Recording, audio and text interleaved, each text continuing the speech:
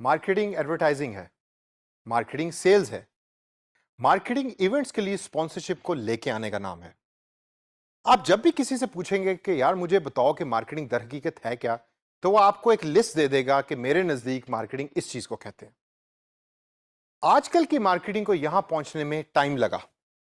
इस टाइम को हम कहते हैं एवोल्यूशन प्रोसेस। इस सेशन के अंदर मैं आपको बताऊंगा कि एवोल्यूशन ऑफ मार्केटिंग कैसे हुई। टोटल 7 ऐसे दौर या 7 ऐसे इराज कि जिसके थ्रू मार्केटिंग इस प्रोसेस तक पहुंची, और हम उसकी डिटेल के अंदर जाके एग्जांपल्स के थ्रू लर्न करेंगे कि मार्केटिंग दर हकीकत है क्या या क्या थी इन सब दौरों के अंदर। तो आइए सबसे पहले दौर के बारे में बात करते हैं। The first era was trade era. पुराने जमाने की बात है। ट्रेड इरा के अंदर ना मशीनें हुआ करती थी, ना आपको ऑटोमेशन नजर आती थी, ना फैक्ट्रियों के अंदर लोग जाके काम किया करते थे। तो फिर क्या करते थे वो? बार्टर सिस्टम का नाम सुना है आपने? बार्टर सिस्टम से मुराद यह है कि मेरे पास कपास है और आपके पास गंदुम है, आओ एक्सचेंज करें। तो उस दौर के अंदर मार्केटिंग नाम था एक्सप्लोरेशन का, या यह देखना कि दूसरा बंदा जो है वो क्या प्रोड्यूस कर रहा है जिसका मुझे फायदा हो सकता है। यह वही दौर है कि जिसके अंदर हमने गैस को भी एक्सप्लोर किया, जिसके अंदर इंसानियत ने ऑयल को भी एक्सप्लोर किया। तो उस जमाने में मार्केटिंग एक्सप्लोरेशन को कहते थे। अब आता है दूसरा दौर जिसको हम कहते हैं प्रोडक्शन एरा। इसके बारे में तो आप जानते ही होंगे। यह दौर शुरू हुआ 1860 से लेकर 1910 तक। इसके अंदर फैक्ट्रीज लगी, मशीन्स लगी, लोग फैक्ट्री जाना शुरू हुए। हम अक्सर देखते हैं कि लोग फैक्ट्री में जाकर चिप्स के रैपर्स को पैक कर रहे हैं। यह इसी दौर में हुआ या इस दौर में शुरू हुआ। तो मार्केटिंग का फोकस फिर क्या था प्रोडक्शन एरा में? मार्केटिंग का फोकस यह था कि प्रोडक्शन एफिशिएंसी को बढ़ाया जाए। जो इंसान या जो वर्कर 8 पैकेट्स दिन के अंदर पैक कर रहा है, उसकी एफिशिएंसी को बढ़ाकर उस 8 को 15 के अंदर कन्वर्ट किया जाए, और मार्केटिंग उस चीज के ऊपर फोकस कर रही थी। इस प्रोडक्शन एरा के बाद तीसरा जो दौर आया वो बड़ा इंटरेस्टिंग था। उसको हम कहते हैं सेल्स का दौर या सेल्स एरा। अब सेल्स एरा बेसिकली क्या है? सेल्स एरा है कि प्रोडक्शन भी हो गई, मार्केटिंग ने उसके ऊपर फोकस कर दिया। अब प्रोडक्ट तैयार पड़ी है तो उसको बेचने के लिए you need a sales person. तो मार्केटिंग फिर नाम हो गया सेलिंग का। आप अच्छे से अच्छे सेल्स के लोग हायर करते थे, उनको प्रोडक्ट्स के बारे में बताते थे, और वो जाके मार्केट के अंदर प्रोडक्ट्स को बेचा करते थे। और ये जो दौर है ये था 1920 से लेकर 1930 तक, जिसके अंदर मार्केटिंग सिर्फ सेलिंग का नाम होती थी। फिर अगला दौर आया। अगला दौर था 1940 से 1950 तक, जिसके अंदर मार्केटिंग वालों को एहसास हुआ कि यार सेलिंग और प्रोडक्शन ही खाली मार्केटिंग नहीं है, हमें ब्रांडिंग की तरफ भी तवज्जो देनी है, हमें इश्तेहारात भी बनाने हैं, हमें ब्रोशर्स भी बनाने हैं।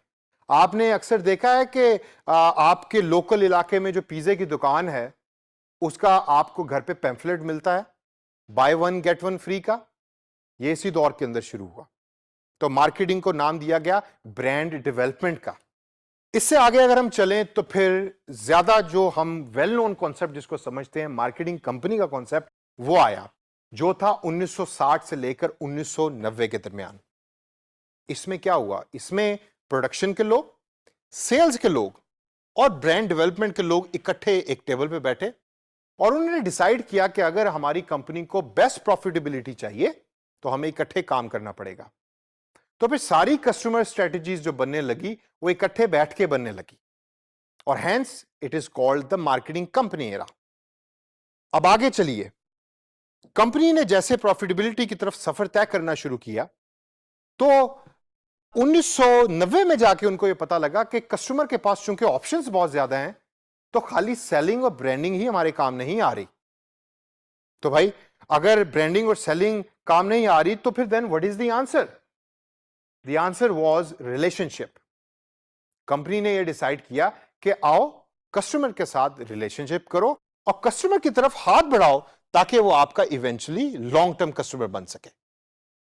That is called the relationship era. और फिर दौर आया मेरे और आपकी तरह के जवान लोगों का, जिसको हम कहते हैं सोशल मीडिया मार्केटिंग एरा। ये सोशल मीडिया मार्केटिंग एरा क्या है?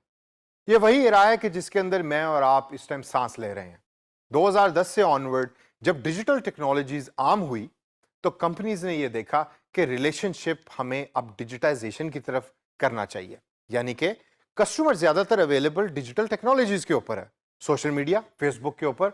आप अगर अपनी एग्जांपल देखें तो आप ज्यादातर दिन का टाइम फेसबुक पे गुजार रहे हैं या यूट्यूब पे गुजार रहे हैं।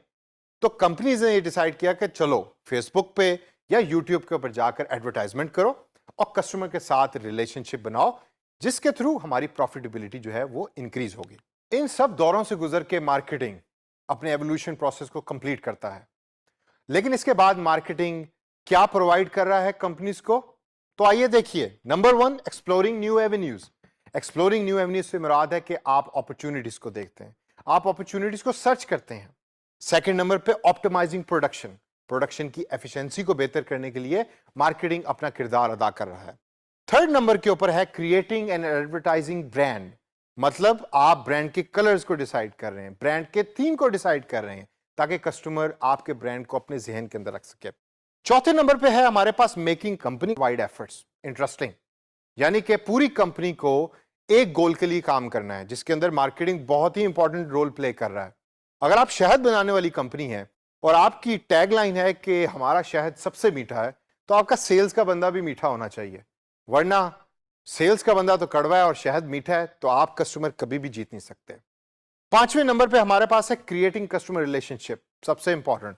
आपने अगर कस्टमर का रिलेशनशिप विन कर लिया तो सारी जिंदगी कस्टमर कभी कहीं भागने नहीं लगा। और last but not the least, involving communities, involve करके इंप्रूव करना। कम्युनिटीज से क्या मुराद है, मेरी और आपकी तरह के लोग। जब आपने रिलेशनशिप कस्टमर के साथ बिल्ड कर दिया तो वो कस्टमर अगले बंदे को बताएगा, तो एक कम्युनिटी बन जाएगी आपकी कंपनी के इर्द गिर्द।